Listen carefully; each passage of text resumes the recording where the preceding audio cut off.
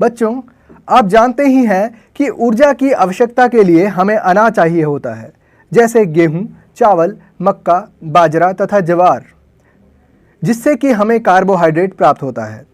दालें जैसे चना, मटर, उड़द, मूंग, अरहर, मसूर से हमें प्रोटीन प्राप्त होता है। तेल वाले बीजों जैसे सोयाबीन, मूंगफली, तिल, अरंड, सरसों, अलसी और सूरजमुखी से हमें आवश्यक वसा प्राप्त होती है।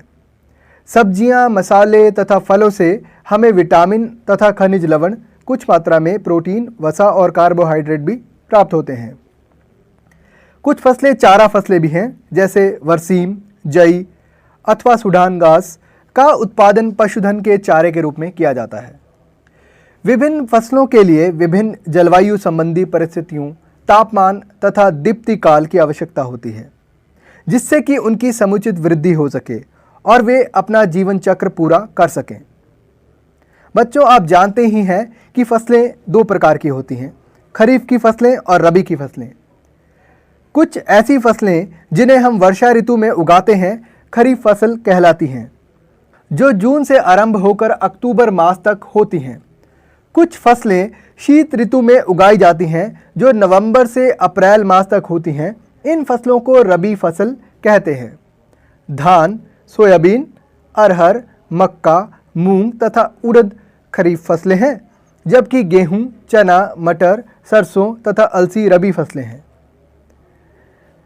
फसल उत्पादन में उन्नति की बात करें तो भारत में सन 1952 से सन 2010 तक कृषि भूमि में 25% की वृद्धि हुई है, जबकि अन्न की पैदावार में केवल 4 गुना वृद्धि हुई। पैदावार में यह उन्नति कैसे हुई? यदि हम कृषि में शामिल प्रणालियों के विषय में सोचें तो हम उनको 3 चरणों में बांट सकते हैं। सबसे पहले है बीज का चुनना, दूसरा फसल की उचित देखभाल, तीसरा खेतों में उगी फसल की सुरक्षा तथा कटी हुई फसल की हानि को रोकना। इस प्रकार फसल उत्पादन में सुधार की प्रक्रिया में प्रयुक्त गतिविधियों को निम्न मुख्य वर्गों में बांटा जा सकता है। सबसे पहले फसल की किस्मों में सुधार, फसल उत्पादन प्रबंध, फसल सुरक्षा प्रबंध। आइए बातचीत करते हैं फसल की किस्मों में सुधार कैसे किया जाता है। फसलों का अच्छा उत्पादन हो, यह प्रयास फसलों की किस्मों के चयन पर निर्भर करता है। फसल की किस्मों या प्रभेदों के लिए विशेष उपयोगी गुणों जैसे कि रोग प्रतिरोध क्षमता, उर्वरक के प्रति अनुरूपता, उत्पादन की गुणवत्ता तथा उच्च उत्पादन का चयन प्रजनन द्वारा कर सकते हैं। फसल की किस्मों में अच्छे गुणों को संकरण द्वारा डाला जा सकता है। संकरण विधि में विभिन्न आनुवांशिक गुणों वाले पौधों में संकरण करवाते हैं। यह संकरण अंतराकिस्मीय यानी कि विभिन्न किस्मों में, अंतरा स्पीशीज एक ही जीनस के 2 विभिन्न स्पीशीजों में, अथवा अंतरावंशीय यानी कि विभिन्न जेनेरा में हो सकता है। फसल सुधार की दूसरी विधि है अच्छे गुणों वाले जीन को डालना। इसके परिणाम स्वरूप आनुवांशिकीय रूपांतरित फसल प्राप्त होती है। कृषि प्रणालियां तथा फसल उत्पादन मौसम, मिट्टी की गुणवत्ता तथा पानी की उपलब्धता पर भी निर्भर करता है।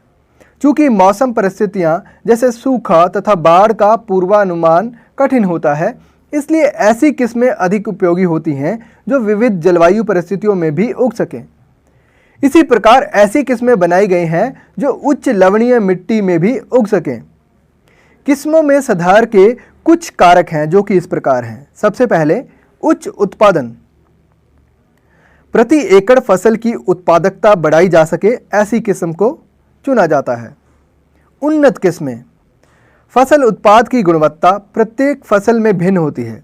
दाल में प्रोटीन की गुणवत्ता, तिलहन में तेल की गुणवत्ता और फल सब्जियों का संरक्षण महत्वपूर्ण है।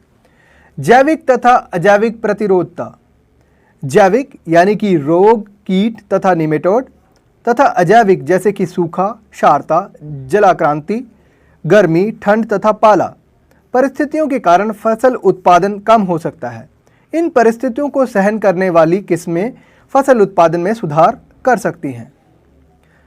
परिपक्व काल में परिवर्तन। फसल को उगाने से लेकर कटाई तक कम से कम समय लगना आर्थिक दृष्टि से अच्छा होता है। इससे किसान प्रति वर्ष अपने खेतों में कई फसलें उगा सकते हैं। कम समय होने के कारण फसल उत्पादन में धन का खर्चा भी कम होता है। अगला है व्यापक अनुकूलता। व्यापक अनुकूलता वाली किस्मों का विकास करना विभिन्न पर्यावरणीय परिस्थितियों में फसल उत्पादन को स्थायी करने में सहायक होता है। और अंतिम कारक है ऐच्छिक सस्य विज्ञान गुण। उदाहरण के लिए चारे वाली फसलों में लंबी तथा सघन शाखाएं ऐच्छिक होती हैं। अनाज के लिए बोने पौधे उपयुक्त हैं ताकि इन फसलों को उगाने के लिए कम पोषकों की आवश्यकता हो। इस प्रकार सस्य विज्ञान वाली किस्में अधिक उत्पादन प्राप्त करने में सहायक होती हैं। आइए अब बात करते हैं फसल उत्पादन प्रबंधन की। फसल उत्पादन प्रबंधन के अंतर्गत 3 मुख्य कारक हैं: पोषक प्रबंधन, सिंचाई, फसल पैटर्न। पोषक प्रबंधन। पौधों के लिए 16 पोषक तत्व आवश्यक हैं। पौधों को पोषक तत्व वायु, जल और मृदा से प्राप्त होते हैं। वायु से कार्बन और ऑक्सीजन, पानी से हाइड्रोजन और ऑक्सीजन। मृदा से 2 प्रकार के पोषक तत्व प्राप्त होते हैं। वृहत पोषक, वह तत्व जो अधिक मात्रा में होने चाहिए, वृहत पोषक कहलाते हैं, जैसे कि nitrogen, phosphorus, potassium, calcium, magnesium और सल्फर। इसी प्रकार सूक्ष्म पोषक तत्व जिनकी पौधों को कम मात्रा में आवश्यकता होती है, वे हैं लोहा, manganese, boron, zinc, copper, chlorine और मॉलिब्डेनम। आइए अब बात कर लेते हैं खादों के बारे में। उत्पादन बढ़ाने के लिए मृदा में इन पोषकों को जैविक अथवा रासायनिक खादों, जिन्हें उर्वरक कहा जाता है, के रूप में डालकर उसकी उपजाऊ शक्ति में वृद्धि की जा सकती है। आइए सबसे पहले बात कर लेते हैं जैविक खाद के बारे में। जैविक पदार्थों के उपयोग के आधार पर खादों को 3 वर्गों में वर्गीकृत कर सकते हैं: कंपोस्ट, वर्मी कंपोस्ट, हरी खाद। कंपोस्ट और वर्मी कंपोस्ट। सफाई कर्मचारी कूड़ा इकट्ठा करके ट्रकों द्वारा खुले क्षेत्रों में, जहां गहरे गड्ढे होते हैं, वहां पर ले जाते हैं।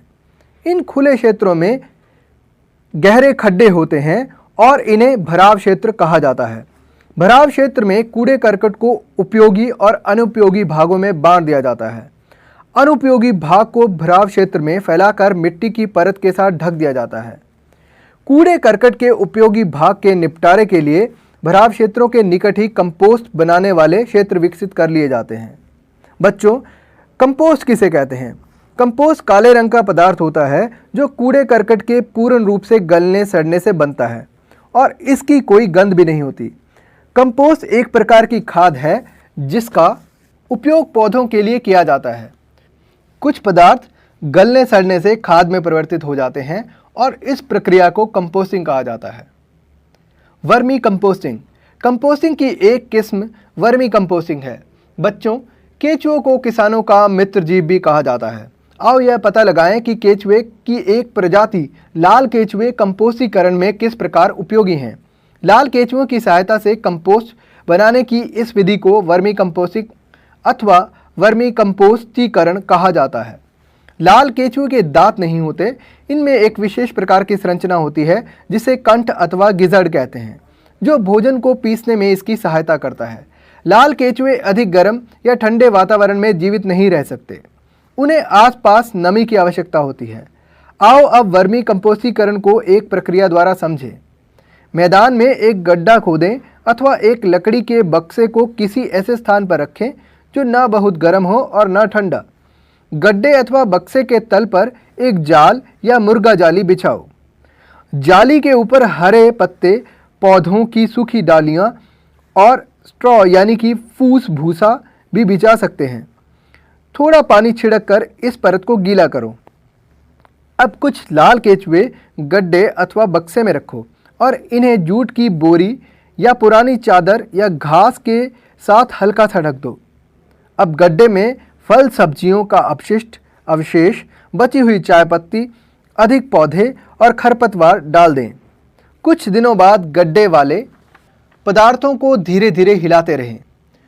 3-4 हफ्तों बाद गड्ढे में मिट्टी जैसा नरम पदार्थ दिखाई देगा। यह आपकी वर्मी कंपोस्टिंग है। इस उत्तम वर्मी कंपोस्ट को आप अपने बगीचे, गमलों या खेतों में डाल सकते हैं। आइए बात करते हैं हरी खाद के बारे में। फसल उगाने से पहले खेतों में कुछ पौधे जैसे पटसन, मूंग अथवा ग्वार आदि उगा देते हैं और तत्पश्चात उन पर हल चलाकर खेत की मिट्टी में मिला दिया जाता है। ये पौधे हरी खाद में परिवर्तित हो जाते हैं, जो मिट्टी को नाइट्रोजन तथा फास्फोरस से परिपूर्ण करने में सहायक होते हैं। आइए बच्चों, अब बात कर लेते हैं उर्वरकों के बारे में। यह व्यावसायिक रूप पर बनाए गए पादप पोषक हैं। यह पौधे को नाइट्रोजन, फास्फोरस और पोटेशियम देते हैं। उर्वरकों के निरंतर उपयोग के साथ मृदा की गुणवत्ता में कमी भी आ जाती है, इसलिए हमें जैविक खाद का अधिक प्रयोग करना चाहिए। सिंचाई। भारत में अधिकांश खेती वर्षा पर आधारित है, अर्थात अधिकांश क्षेत्रों में फसल की उपज समय पर मानसून आने और वृद्धि काल में उचित वर्षा होने पर निर्भर करती है। इसलिए कम वर्षा होने पर फसल उत्पादन कम हो जाता है। फसल की वृद्धि काल में उचित समय पर सिंचाई करने से संभावित फसल उत्पादन में वृद्धि हो सकती है। भारत में अनेक पानी के स्रोत हैं और विभिन्न प्रकार की जलवायु है। इन परिस्थितियों में विभिन्न प्रकार के सिंचाई की विधियों का उपयोग किया जाता है। इन स्रोतों के कुछ उदाहरण हैं कुएं, नहरें, नदियां तथा तालाब। कुएं 2 प्रकार के होते हैं, खुदे हुए कुएं तथा नलकूप। खुदे हुए कुएं द्वारा भूमिगत जल स्तरों में स्थित पानी को एकत्रित किया जाता है। नलकूप में पानी गहरे जल स्तरों से निकाल लिया जाता है। इन कुओं से सिंचाई के लिए पानी को पंप करके निकाला जाता है। नहरें, यह सिंचाई का एक बहुत विस्तृत और व्यापक तंत्र है। इनमें पानी एक या अधिक जलाशयों अथवा नदियों से आता है। मुख्य नहर से शाखाएं निकलती हैं जो विभाजित होकर खेतों में सिंचाई करती हैं। नदी जल उठाव प्रणाली, जिन क्षेत्रों में जलाशयों से कम पानी मिलने के कारण नहरों का बहाव अनियमित या अपर्याप्त होता है, वहां जल उठाव प्रणाली अधिक उपयोगी रहती है। नदियों के किनारे स्थित खेतों में सिंचाई करने के लिए नदियों से सीधे ही पानी निकाला जाता है। तालाब, छोटे जलाशय जो छोटे क्षेत्रों में बहे हुए पानी का संग्रह करते हैं, तालाब का रूप ले लेते हैं। बच्चों, अब हम बात करेंगे फसल पैटर्न के बारे में। अधिक लाभ प्राप्त करने के लिए फसल उगाने की विभिन्न विधियों का उपयोग कर सकते हैं।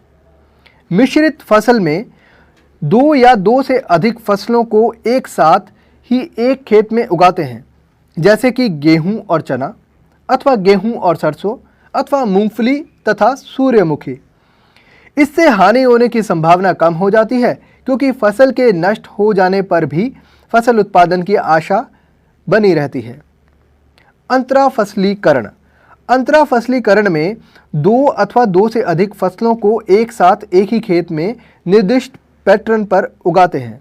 कुछ पंक्तियों में एक प्रकार की फसल तथा उनके एकांतर में स्थित दूसरी पंक्तियों में दूसरी प्रकार की फसल उगाते हैं। इसके उदाहरण हैं सोयाबीन और मक्का अथवा बाजरा और लोबिया। फसल का चुनाव इस प्रकार किया जाता है कि उनकी पोषक तत्वों की आवश्यकताएं भिन्न भिन्न हों, जिससे पोषकों का अधिकतम उपयोग हो सके। इस विधि द्वारा पीड़क व रोगों को एक प्रकार की फसलों के सभी पौधों में फैलने से रोका जा सकता है। इस प्रकार दोनों फसलों से अच्छा उत्पादन प्राप्त किया जा सकता है। अब बात कर लेते हैं फसल चक्र के बारे में। किसी खेत में क्रमवार पूर्व नियोजित कार्यक्रम के अनुसार विभिन्न फसलों को उगाने को फसल चक्र कहते हैं। परिपक्व काल के आधार पर विभिन्न फसल सम्मिश्रण के लिए फसल चक्र अपनाया जाता है। एक कटाई के बाद कौन सी फसल उगानी चाहिए, यह नमी तथा सिंचाई की उपलब्धता पर निर्भर है। अब बात करेंगे फसल सुरक्षा प्रबंधन के बारे में। खेतों में फसल खरपतवार, कीट, पीड़क और रोगों से प्रभावित होती है। खरपतवार, इन्हें नियंत्रित न करने पर फसलों को नुकसान होता है। खरपतवार कृषि योग्य भूमि में अनावश्यक पौधे होते हैं जो फसल के साथ उग जाते हैं। उदाहरणतः गोखरू, गाजर घास व मोथा। ये खरपतवार भोजन, स्थान तथा प्रकाश के लिए पौधों से यानी कि फसलों से स्पर्धा करते हैं। यह पोषक तत्व भी चूस लेते हैं और फसलों की वृद्धि में रुकावट डालते हैं। इन्हें प्रारंभिक अवस्था में ही खेतों से निकाल देना चाहिए। कीट पीड़क। सामान्य रूप में कीट पीड़क 3 प्रकार से पौधों पर आक्रमण करते हैं। ये मूल, तने तथा पत्तियों को काट देते हैं। ये पौधों के विभिन्न भागों से कोशिकीय रस को चूस लेते हैं तथा ये तने तथा फलों में छिद्र कर देते हैं। पौधों में कई प्रकार के रोग भी होते हैं। पौधों में ये रोग बैक्टीरिया, कवक तथा वायरस जैसे रोग कारकों द्वारा होते हैं। ये मिट्टी, पानी तथा हवा में उपस्थित रहते हैं और इन माध्यमों द्वारा ही पौधों में फैलते हैं। खरपतवार, कीट और रोगों पर नियंत्रण कई विधियों द्वारा किया जा सकता है। इनमें से सर्वाधिक प्रचलित विधि पीड़कनाशी रसायन का उपयोग है, जो कि कीटनाशी तथा कवकनाशी हो सकते हैं। खरपतवारों पर काबू यानी कि नियंत्रण पाने के लिए यांत्रिक विधियों का उपयोग किया जाता है। खरपतवारों को खत्म करने के लिए कुछ सुरक्षित तरीकों के साथ साथ समय पर फसल उगाना, उचित क्यारियां तैयार करना, अंतरा फसलीकरण तथा फसल चक्र को अपनाना भी शामिल है। पीड़कों को हटाने के लिए कुछ सुरक्षित तरीके हैं। फसलों की प्रतिरोध क्षमता वाली किस्मों का उपयोग तथा ग्रीष्मकाल में हल से जुताई करना। गर्मी के मौसम में गहराई तक हल चलाकर खेत जोता जाता है ताकि खरपतवार और पीड़क नष्ट हो जाएं। आइए अब बात कर लेते हैं अनाज के भंडारण की। कृषि उत्पाद के भंडारण में बहुत हानि हो सकती है। इस हानि के लिए कुछ जिम्मेवार कारक इस प्रकार हैं। जैविक कारक, कीट, कृंतक, कवक, चिंचड़ी और जीवाणु अनाज को नुकसान पहुंचाते हैं। अजैविक कारक, भंडारण के स्थान पर उपयुक्त नमी व ताप का अभाव होने पर भी फसल को यानी कि कृषि उत्पाद को भारी नुकसान पहुंचता है। निरोधक तथा नियंत्रण विधियों का उपयोग भंडारण करने से पहले किया जाता है। इसमें शामिल है दानों की सफाई, धूप में सुखाना, पीड़कों को मारने वाले रसायनों के साथ धूमकों का उपयोग आदि विधियां। आइए बच्चों अब बात कर लेते हैं पशुपालन के बारे में। इसके अंतर्गत गाय, भैंस, भेड़ें, बकरी पालना, मुर्गी पालना, मछली उत्पादन आदि शामिल हैं। पशुधन के प्रबंधन को ही पशुपालन कहा जाता है। पशुपालन के 2 उद्देश्य हैं। एक तो दूध प्राप्त करने के लिए तथा दूसरा कृषि कार्य करने के लिए पशुओं को पालना। दूध देने वाली मादा पशुओं को दुधारू पशु कहा जाता है। कृषि कार्य करने के लिए जिनके उदाहरण इस प्रकार हैं: हल चलाना, सिंचाई करना, बोझा ढोना, इसके लिए पशुओं को पाला जाता है। भारतीय पालतू पशुओं की 2 मुख्य स्पीशीज हैं, वॉस बुवेलिस यानी कि भैंस और वॉस इंडिकस यानी कि गाय। पशुओं की सफाई बहुत आवश्यक है। पशुओं से उच्च उत्पादन यदि प्राप्त करना है तो उनका रख रखाव, उनकी सफाई वगैरह का ध्यान भी रखना चाहिए। पशुओं के शरीर पर प्रतिदिन खरखरा मारकर धूल तथा झड़े हुए बाल को उतार देना चाहिए। पशुओं के आवास को भी साफ सुथरा रखना चाहिए। आवास छतदार और रोशनदान युक्त होना चाहिए। आवास पशुओं को वर्षा, गर्मी और सर्दी से बचाकर रखने वाला होना चाहिए।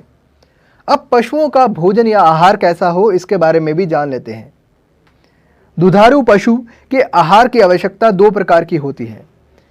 एक प्रकार का आहार जो उसके स्वास्थ्य को अच्छा रखे, दूसरा वह जो दूध के उत्पादन को बढ़ाए। पशुओं के आहार के अंतर्गत आते हैं मोटा चारा यानी कि रुक्षांश। इसमें रेशे होते हैं जो कि पशुओं के लिए आवश्यक होते हैं। दूसरा सांद्र चारा, इसमें प्रोटीन और अन्य पोषक तत्व होते हैं। बच्चों, पशुओं में भी बहुत से रोग होते हैं और पशुओं को इन रोगों से बचाना आवश्यक होता है। पशुओं में बाह्य परजीवी तथा अंतः परजीवी दोनों ही होते हैं। बाह्य परजीवी यह त्वचा पर रहते हैं और त्वचा के रोग उत्पन्न करते हैं। अंतः परजीवी यह अमाशय या आंत में उपस्थित रहते हैं और आंत और अमाशय की बीमारियां फैलाते हैं। इनके उदाहरण कृमि और पर्णकृमि हैं जो कि यकृत को भी प्रभावित करते हैं। पशुओं को समय समय पर टीकाकरण और डॉक्टरी जांच कराकर इन रोगों से बचाया रखा जा सकता है। आइए बच्चों अब बात करते हैं कुक्कुट, या मुर्गी पालन के बारे में। मुर्गी पालन अंडे और मांस के लिए किया जाता है, इसलिए कुक्कुट पालन में उन्नत मुर्गी की नस्लें विकसित की जाती हैं। मुर्गी की उच्च नस्लों को उत्पन्न करने के लिए संकरण कराया जाता है। संकरण के लिए निम्नलिखित गुण होने आवश्यक हैं: चूजों की संख्या तथा गुणवत्ता, उच्च तापमान को सहने की क्षमता, देखभाल में कम खर्च की आवश्यकता, अंडे देने वाली मुर्गी का आकार छोटा करना। संकरण भारतीय नस्ल जैसे एसिल तथा विदेशी नस्ल जैसे लेग हॉर्न में किया जाता है। अंडों तथा ब्रॉयलर का उत्पादन। चूजों को ब्रॉयलर के रूप में उत्पादित किया जाता है तथा मांस के प्रयोजन के लिए विपणन किया जाता है। अच्छी प्रबंधन प्रणाली के लिए अच्छा आहार, आवास, उचित ताप, स्वच्छता और रोगों से बचाव आवश्यक है। ब्रॉयलर के आहार में प्रोटीन, वसा आदि मुख्य होते हैं, जबकि अंडा देने वाली मुर्गियों के लिए विटामिन ए और विटामिन के युक्त आहार आवश्यक होते हैं। मुर्गियों में जीवाणु, विषाणु, कवक और परजीवी रोग बहुत होते हैं, इसलिए साफ सफाई का विशेष ध्यान रखा जाना चाहिए। आइए बच्चों, अब बात कर लेते हैं मत्स्य उत्पादन यानी कि मछली उत्पादन के बारे में। हमारे भोजन में मछली प्रोटीन का एक समृद्ध स्रोत है। मछली उत्पादन में पंखयुक्त मछलियाँ, कवचीय मछलियाँ जैसे प्रॉन और मोलस्क सम्मिलित हैं। मछली प्राप्त करने की दो विधियाँ हैं। एक तो प्राकृतिक स्रोत जिसे मछली पकड़ना कहते हैं, दूसरा स्रोत मछली पालन या मछली संवर्धन है। मछलियों के जल स्रोत समुद्री जल तथा ताज़ा जल जो कि अलवणीय जल हैं होते हैं। अलवणीय जल नदियों तथा तालाबों में होता है। आइए सबसे पहले बात कर लेते हैं समुद्री मत्स्यिकी के बारे में। भारत का समुद्री मछली संसाधन क्षेत्र 7500 किलोमीटर समुद्री तट तथा इसके अतिरिक्त समुद्र की गहराई तक है। समुद्री मछली पकड़ने के लिए विभिन्न प्रकार के जालों का उपयोग किया जाता है। मछली पकड़ने वाली नावों से मछली को पकड़ा जाता है। आम प्रचलित समुद्री मछलियों की किस्में इस प्रकार हैं: पॉम्फ्रेट, मैक्रल, टूना, सार्डाइन तथा बॉम्बे डक। कुछ आर्थिक महत्व वाली समुद्री मछलियों का समुद्री जल में संवर्धन भी किया जाता है। इनमें प्रमुख हैं मुलेट, भेटकी, पर्ल स्पॉट, कवचीय मछलियाँ जैसे झींगा, मसल तथा ऑयस्टर एवं कुछ समुद्री खरपतवार। ऑयस्टर का संवर्धन मोतियों को प्राप्त करने के लिए भी किया जाता है। भविष्य में समुद्री मछलियों का भंडार कम होने की अवस्था में इन मछलियों की पूर्ति संवर्धन के द्वारा हो सकती है। इस प्रणाली को समुद्री संवर्धन यानी कि मैरीकल्चर कहते हैं। आजकल सैटेलाइट तथा प्रतिध्वनि गंभीरता मापी से खुले समुद्र में मछलियों के बड़े समूह का पता लगाया जा सकता है तथा इन सूचनाओं का उपयोग कर मछली का उत्पादन बढ़ाया जा सकता है।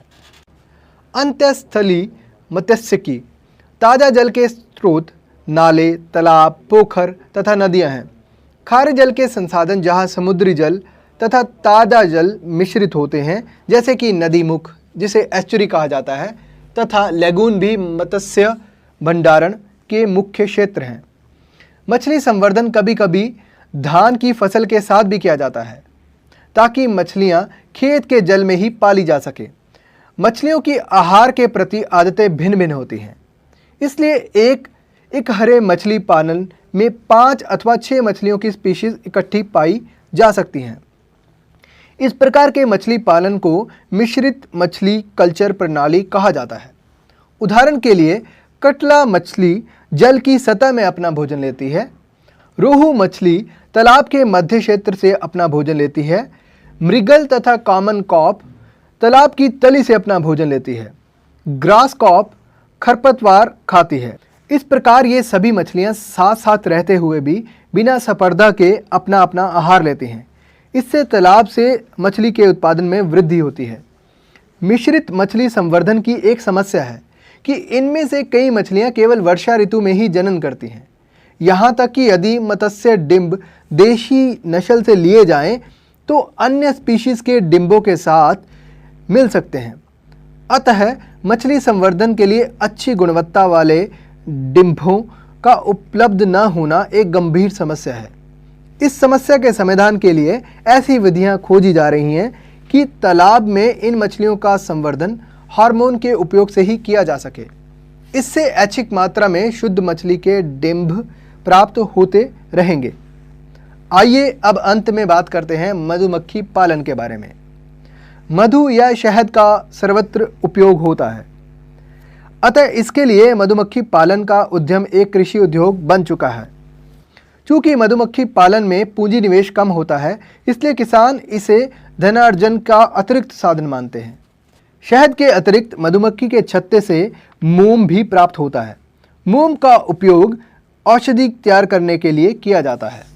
व्यावसायिक स्तर पर मधु उत्पादन के लिए देशी किस्म की मक्खी एपिस सेरेना इंडिका, सामान्य भारतीय मक्खी, एपिस डॉर्सेटा, एक शैल मक्खी तथा एपिस फ्लोरी लिटिल मक्खी का उपयोग किया जाता है। इसी के साथ एक इटली मक्खी जिसे एपिस मेलिफोरा का उपयोग करके मधु के उत्पादन को बढ़ाने के लिए किया जा रहा है। अतः व्यावसायिक मधु उत्पादन में इस मक्खी का उपयोग प्राय किया जाता है। इटली मक्खी में मधु एकत्र करने की क्षमता बहुत अधिक होती है। वे डंक भी कम मारती हैं और वे निर्धारित छत्ते पर काफ़ी समय तक रहती हैं और तीव्रता से प्रजनन करती हैं। व्यावसायिक मधु उत्पादन के लिए मधु वाटिका अथवा मधुमक्खी फार्म बनाए गए हैं। मधु की कीमत अथवा गुणवत्ता मधुमक्खियों के चारागाह अर्थात उनको मधु एकत्र करने के लिए उपलब्ध फूलों पर निर्भर करती है। मधुमक्खियां फूलों के मकरंद तथा पराग को एकत्र करती हैं। चारागाह की पर्याप्त उपलब्धता के लिए चारागाह विकसित की जा सकती है। इसके अतिरिक्त फूलों की किस्में बनाई जा सकती हैं जिससे मधु के स्वाद को निर्धारित किया जाए।